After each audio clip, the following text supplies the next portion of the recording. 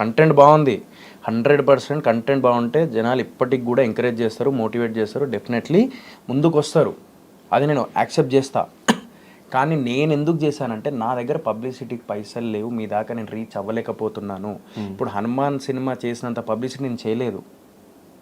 నా సినిమా ఇప్పుడు కూడా నాకు ఊర్లల్లో రూరల్ ఏరియాస్లో తెలియదు నా సినిమా.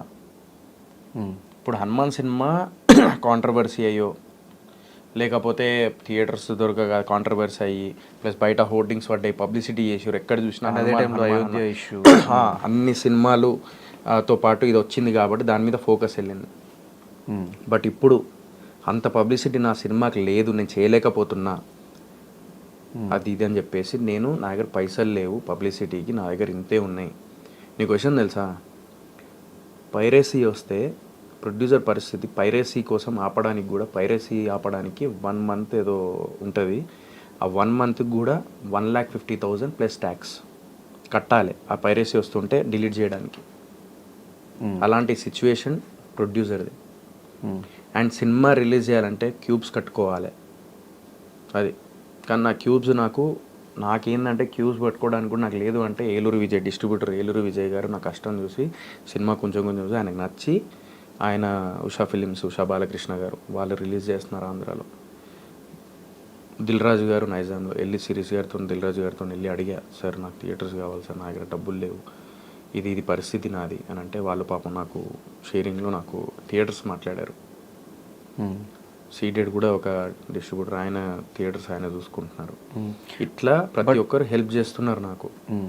సో నేను ఏదైనా కూడా ఇక్కడ, ఈవెన్ నా దగ్గర పైసలు లేనప్పుడు నీకు తెలియంది ఏమున్నది, పండుగాడు నా కోసం, నువ్వు పండు ఇద్దరు కలిసే ఫైనాన్షియర్ దగ్గరికి వెళ్ళి సోహెల్కి ఇట్లా ఫైనాన్స్ కావాలి అని చెప్పేసి ఆ రోజు వైట్ మ్యాంగోలో కూర్చొని అడిగినప్పుడు, సోహెల్ లాస్ట్ 2 సినిమాలు ఆడలేదు, సో మేము ఫైనాన్స్ ఇయ్యమని చెప్పేసి అన్నారు. అప్పుడు ఎంత పెయిన్ అనుభవించిందో నీకు తెలుసు, ఎంత తిరిగినో అప్పుడు తెలుసు. చాలా మందితో మాట్లాడాము ఫోన్. అప్పుడు ఈడు దిగిండు పండుగాడు, నీ అమ్మ వాళ్ళ వీళ్ళని అడుగుడు, ఏం సోహెల్ టెన్షన్ పడకు అని చెప్పేసి వాడు ముందుకు వచ్చి సో అండ్ సో అమౌంట్ ఇచ్చిండు, నువ్వు పరిచయం చేసినావు, వాళ్ళని పరిచయం చేసినావు. సో ఇంత నా కష్టం అంతా చూసినావు నువ్వు, ఇంత కష్టపడి చేస్తున్నప్పుడు మంచి సినిమా పండుగాడు చూసిండు, నీకు ఫోన్ చేసిండు, పండుగాడు సినిమా గురించి ఏమన్నాడు, ఫస్ట్ హాఫ్ చాలా బాగుంటుంది రిపోయింది అన్నాడు. చూసిన ఫస్ట్ హాఫ్ ఒకటే కదా ఆయన, అదే ఫస్ట్ సెకండ్ హాఫ్ కూడా చూసాడు, సెకండ్ హాఫ్ చూసిండు. సో వాడు నీ ఫస్ట్ హాఫ్ చూసిన తర్వాత నీకు ఫోన్ చేసాడు, సెకండ్ హాఫ్ అయిపోయిన తర్వాత నీకు చేయలేదు.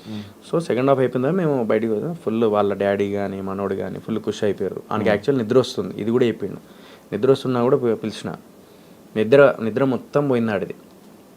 నేను నిద్రపోదామని వచ్చిన, ఈ థియేటర్లో చాలా పిలుస్తున్నాడు కానీ ఫోర్స్ఫుల్గా వచ్చినా, కానీ సినిమా చూస్తుంటే నాకు మొత్తం నిద్ర అంతా పోయింది అన్నాడు గుట్కట్ బాలరాజు చూస్తున్నప్పుడు. సో అలాంటి సినిమా ఇప్పుడు జనాల వరకు తీసుకెళ్ళాలంటే ఏం చేయాలి, నాకేం అర్థమైతలేదు. ఇప్పుడు మనిషి ప్రాబ్లంలో ఉన్నప్పుడు గోకి గీకి అన్నీ తీసి పెట్టేసి, నేను కానీ పాషాబాయ్ మెయిన్ ప్రొడ్యూసర్, నీకు తెలుసు ఎంత మంచోడు ఆయన, నీకు తెలియదు ఏమున్నది.